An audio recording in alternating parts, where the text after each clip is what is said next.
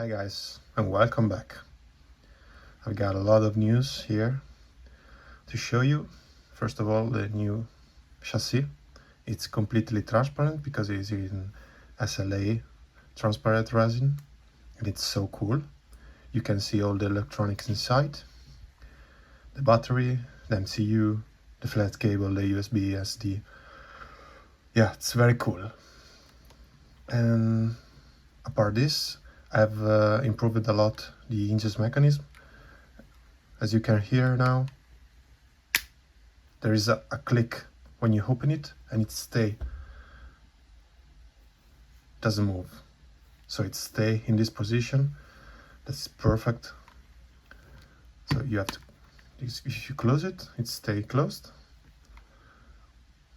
And now you have the jack for the headphone extension model, but will be changed. SD card and USB. And also this port will be different in the next revision. And then firmware changes. So now, as you can see, the menu is a little bit different. We have also the ebook reader. But first, if you notice, if you wait 5 seconds in the menu, SLP, it's pop up on the status bar. That means if it doesn't do anything, after 5 seconds the MCU goes in a sleep mode, so it consumes only 2 or 3 milliampere per hours.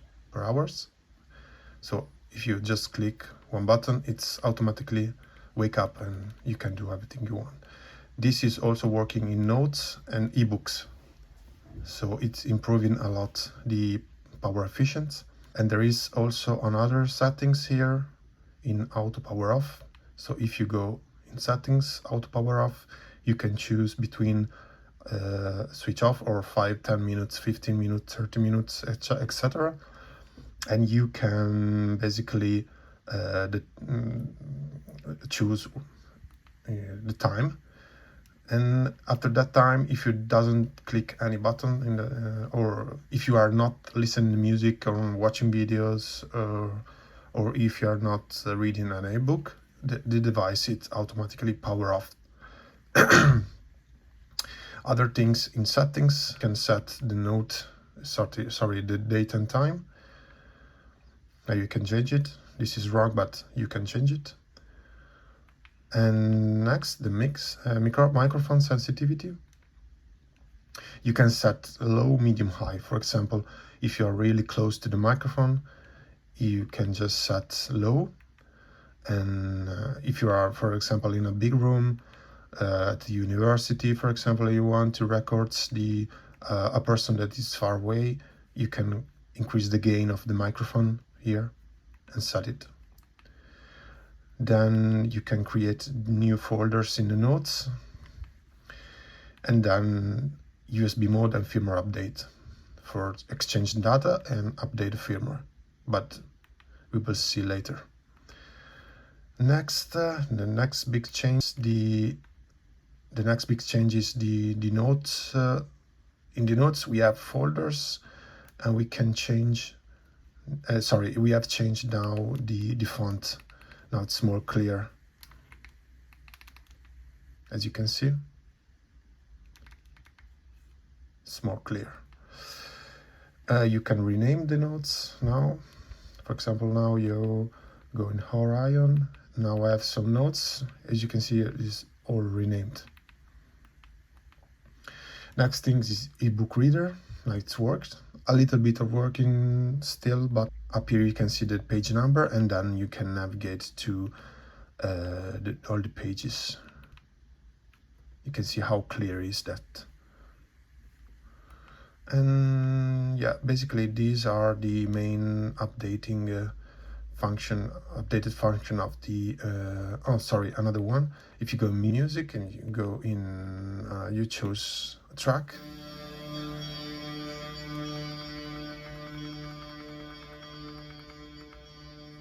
you can go outside in notes, for example, and write a note during the music it's running in the meanwhile. And the same with the ebook. You can read an ebook when the music is playing. If you want to stop the music, that's it.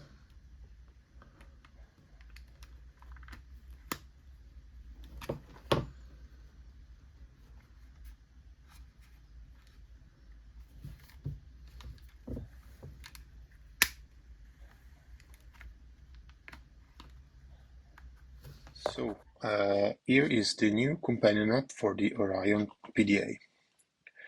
From the left side, you can see the version of the companion, all the menu of the function here, and also an help function here if you want to send an email with a bug report to me.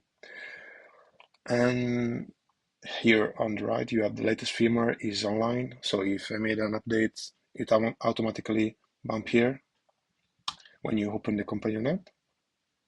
There's the light version if you prefer it.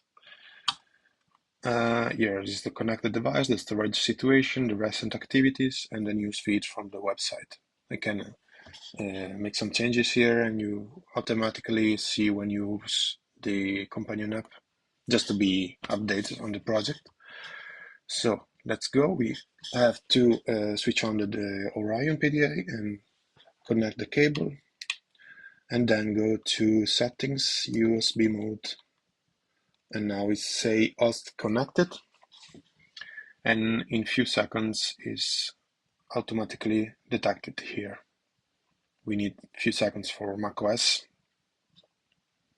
and now as you can see it automatically bumps in the firmware update because it detected that you have an old version 1.1.10 and the latest stable is 1.1.11. So you can click start firmware update, start update, and in few seconds it will update the firmware.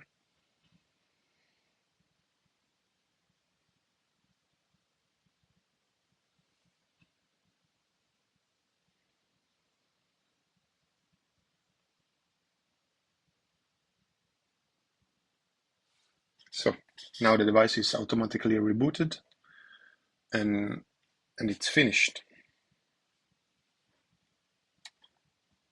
So now we connect it again to see all the other functions. We have to wait another 5 seconds.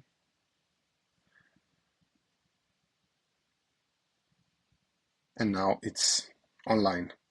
Up to date, the firmware version is up to date. And the storage situation. So we have a 32 gigabyte SD card, and you can see is 3.99 gigabyte of music and other things. It's very clear here with the colors. And down there you can see the latest activity is the firmware update. So if you go on device, here is nothing fancy.